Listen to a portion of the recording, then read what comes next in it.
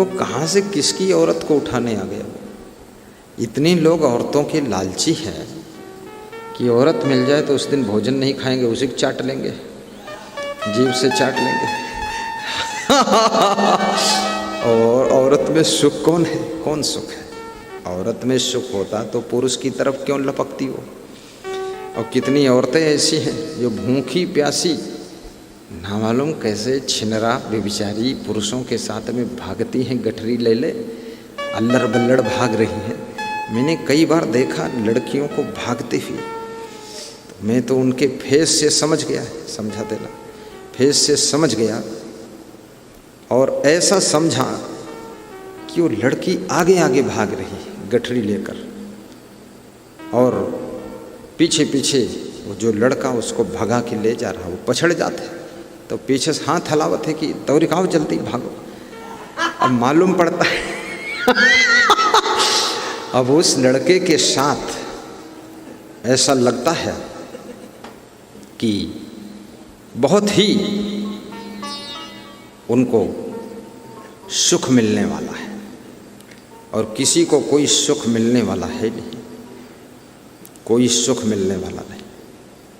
इसलिए याद रखना, अपने जीवन में किसी औरत में भी आकर्षित मत होइए और किसी पुरुष में आकर्षित मत होइए जिसके साथ तुम्हारा विवाह हुआ है, बस उसमें ही संतुष्ट रहिए।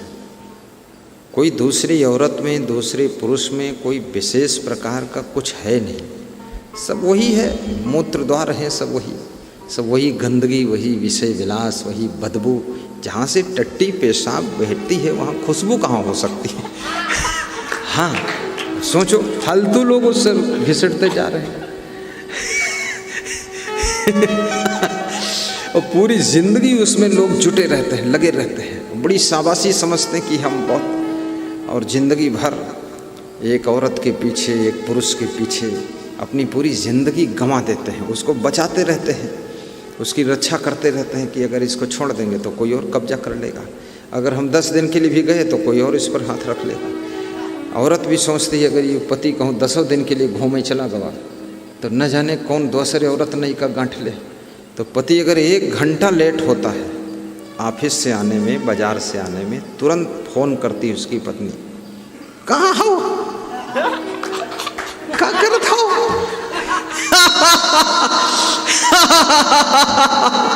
अब उसको डर सता रहा है कि क्योंकि जानती है अपने पति को कि कितना चंचल है, बंदर है, नालायक भालू, वहाँ बाजार गया है, देर किया है, तो इसका मतलब कोई और औरत के यार मुँह तो नहीं देखत है, कोई दूसरी औरत हम फंस तो नहीं गवा जो के घर गवा हो।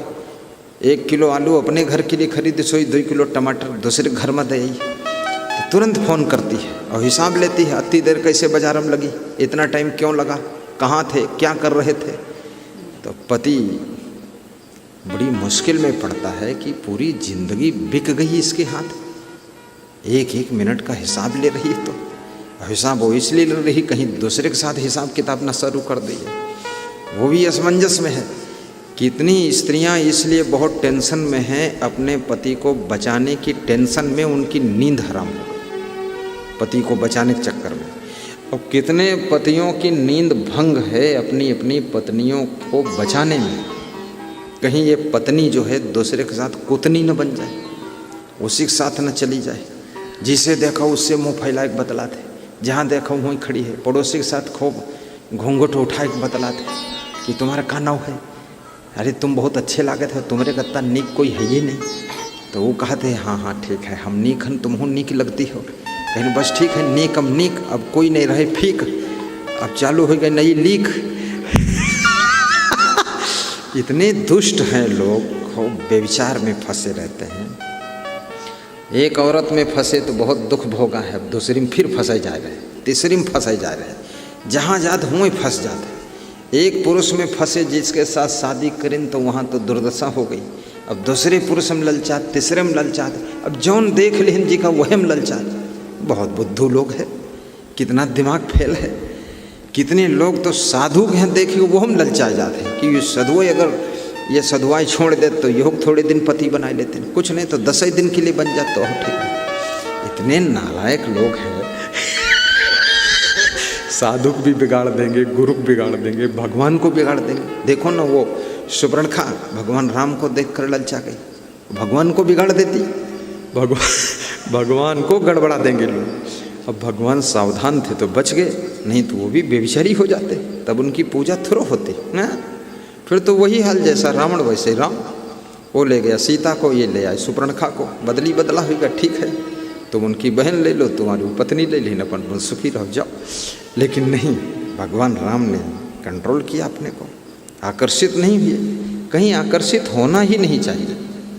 और ये तुमको ज्ञान, गुरु का ज्ञान, वैराग्य का प्रभाव और विवेक ही बचा सकता है, अन्यथा तुम बचोगे नहीं, बिल्कुल नहीं बचोगे।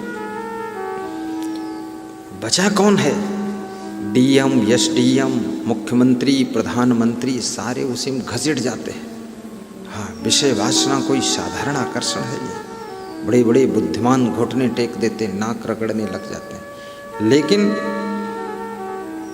भक्ति ही आपको बचाएगी, वैराग्य आ जाएगा आपके अंदर जाओ। और गृहस्थ के अंदर भी वैराग्य होना चाहिए। वैराग्य अगर नहीं होगा आपके अंदर तो आप ठीक से गृहस्थ भी नहीं रह पाएंगे, भ्रष्ट हो जाएंगे, फिर रावण बनेंगे, सुपर्णखा बनेंगे, आप बेविचारी बनेंगे, छिनरे बनेंगे। वैराग्य होना चाहिए कि अपनी नारी के अलावा दूसरी नारी में मोहित नहीं होना है, अपने पुरुष के अलावा दूसरे पुरुष में मोहित नहीं होना। आपका पति अगर मर गया है, यदि आपने दूसरा विवाह किया तो दूसरे के साथ प्रेम से रहो, वहीं पर अपना मन लगा लो।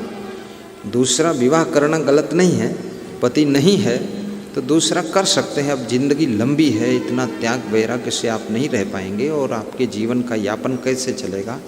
आप लेडीज़ हैं, करना चाहती हैं, या आप जेंट हैं, करना चाहते हैं, दूसरा भी कर सकते हैं, लेकिन उसमें स्थिर हो जाओ, चंचल ना हो।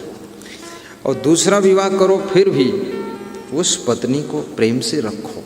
मारपीट करना, लड़ाई करना, उसको गाली देना, पहले विषय भोगों में आसक्त होना, आकर्षित होना, उससे याराना करना, और फिर उसको कहना कि तुम्हारे जैसा कोई नहीं है, फिर 10 दिन के बाद, 10 साल के बाद कहना तुम्हारे जैसा दुष्ट कोई नहीं है, उसके लिए कहना कि तुम्हारे लिए हम जान दे देंगे, फिर 10 साल बाद कहना अब तुम्हारी जान हम ले लेंगे। तो ये मूर्खता की बात है, थोड़ा समझदारी से काम करो। प्रवचन सुनो तो सही, तुम्हारे खोपड़ी का कचगूदड़ निकाल दूंगा मैं।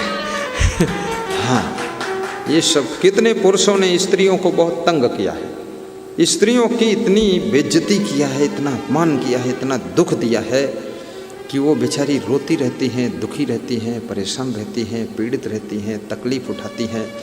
बड़ा सहारा पकड़ा था कि मेरे पति नहीं रह गए, चलो देवर के साथ विवाह कर लेते हैं। देवर ने स्वीकार भी कर लिया कि चलो ठीक है। देवर लाठी उठाकर अपनी भाभी, जो पहले भाभी थी अब धर्मपत्नी बनी, धर्मपत्नी की लाठी मारता है, मुक्का मारता है, ढकेल देता है, कपड़े लाकर नहीं देता है, भोजन नहीं देता, सब्जी नहीं देता, गाली देता है, गलौज करता है, उटपटांग बोलता है। अब वो स्त्री दुखी होती है कि अरे देखो हमारे पति मर गए, अब इसका सहारा पकड़ा था, साल भर तो ठीक रहा, अब हमको धक्का मार रहा है। कोई दूसरी औरत में फंसा हुआ है तभी तो धक्का मार रहा है। धक्का मारने की क्या ज़रूरत है? आपके पास में 2 प्रकार का आम खाने को रख दिया गया, तो जो खट्टा है वो आप छोड़ देंगे और जो मीठा लग रहा है वो खाने लग जाएंगे। तो कोई ना कोई दूसरी औरत के लालच में फंस गया है, इसलिए तुमको कूट रहा, पीट रहा, ठोक रहा, गाली दे रहा, मार रहा। और दूसरी औरत भी मूर्ख है, वो ये नहीं देखती कि अपनी पत्नी को तो ठोकता है, पीटता है, मारता है, धोखा देता है, झूठ बोलता है, अपने घर से पैसा वैसा चुराए के हमको उसको देता है। तो ये जब अपनी पत्नी का नहीं हुआ तो ये दूसरी की पत्नी का क्या होगा, दूसरी की औरत का क्या होगा? ये तो बहुत नालायक है, ये कैसे उनका होगा? कभी नहीं हो सकता उनका। तो विवेक करो इसका और कहीं आकर्षित मत हो। और यदि बिना पत्नी के रह सकते हो, बिना औरत के रह सकते हो और बिना पति के रह सकते हो, तो अकेला जीवन सबसे सुखद है। बिल्कुल विषय भोग करो ही मत। 2-4 साल अभ्यास कर लोगे, उसका याद ही नहीं आएगा। जैसे जो बीड़ी नहीं पीता है उसको बीड़ी की कभी याद ही नहीं आती, कुछ नहीं। उसको ये भी पता नहीं कि बीड़ी कितनी कंपनी की है और बीड़ी कौन बनाता, छोटा बालक, बड़ा बालक, भैंसा बालक, और कौन छोटा खरगोश, मोटा खरगोश, खरगोश छाप बीड़ी, चंदू छाप बीड़ी, उल्लू छाप बीड़ी, वो पता ही नहीं चलता उसको कौन बीड़ी। मूर्खता में पड़ता ही नहीं, सब बवाल फालतू बकवास। तो मैं तो यही आपसे निवेदन करूँगा कि इस बकवास में मत पड़ो, अपने को बचाओ, त्याग करो।